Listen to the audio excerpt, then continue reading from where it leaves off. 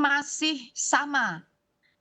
Seperti yang kami sampaikan, peringatan dini yang pertama kami keluarkan tanggal 21 Desember, diulang kemudian tanggal 25, dan yang terakhir kemarin tanggal 27. Jadi 3 kali peringatan dini kami sampaikan masih sama, tidak berubah, yaitu potensi terjadi hujan lebat dapat mencapai ekstrim dan disertai kilat petir dan dapat disertai angin kencang.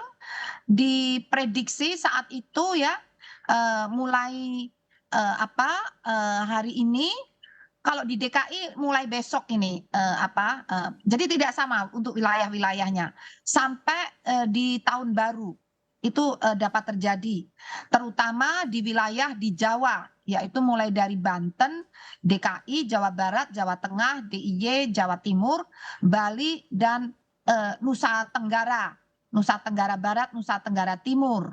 Nah, kemudian masih juga harus diwaspadai, hujannya levelnya lebih rendah tapi juga bisa membahayakan, yaitu hujan sedang hingga lebat di sebagian wilayah Aceh, Bengkulu, Sumatera Barat, Lampung, Sumatera Selatan, Kalimantan Selatan, Sulawesi Selatan, Sulawesi Tenggara, Maluku Tenggara, Papua Barat, dan Papua. Demikian, Mbak. Oke, baik. Bu Dwi Korita, di mana kalau kita perhatikan banyak sekali informasi yang tentunya simpang siur begitu ya terkait badai dan juga hujan lebat ekstrim. Sebetulnya perbedaan secara terminologinya di mana, Bu Dwi Korita, dan kiranya juga daerah mana saja yang berpotensi terdampak intensitas hujan cukup lebat? Ya, kalau hujan lebat kita semua sudah tahu ya, kriterianya dikatakan lebat kalau intensitasnya mencapai 50 mm dalam 24 jam.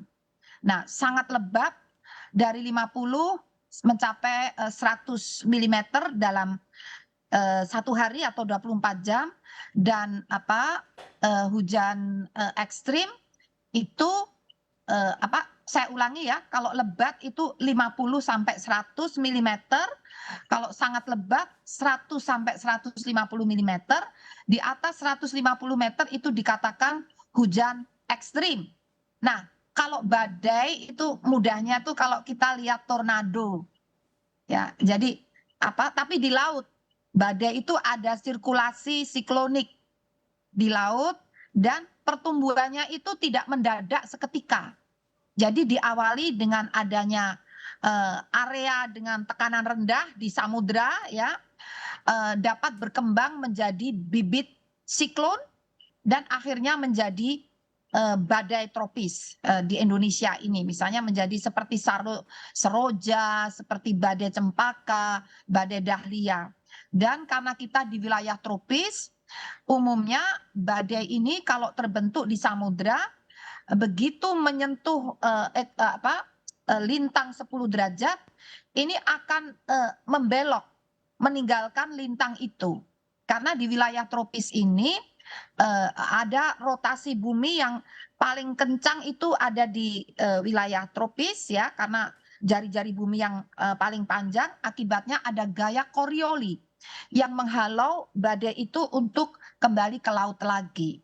Kecuali apabila ada yang sangat ekstrim seperti di cempaka dahlia itu ekornya masuk ke Pulau Jawa, dan juga seroja itu bahkan masuk di situ di ekuator tadi. Nah, untuk sampai saat ini tuh gejala untuk itu belum terjadi. Oke, baik Ibu. Belum muncul Ibu, ada kalau low kita pressure lihat area. diprediksikan begitu ya bahwa untuk cuaca ekstrim ini juga sebetulnya bisa terjadi dari libur Natal dan juga hingga awal tahun 2023 untuk hujan lebat hingga hujan ekstrim di sejumlah wilayah. Nah, tapi untuk puncaknya sendiri ada di tanggal berapa kisarannya, Ibu? Dan di satu sisi juga terkait dengan apa yang perlu dilakukan oleh masyarakat begitu ya untuk menghadapi kondisi ini. Nah, ini trennya puncaknya semakin meningkat, semakin mencapai puncak di akhir tahun sampai awal tahun.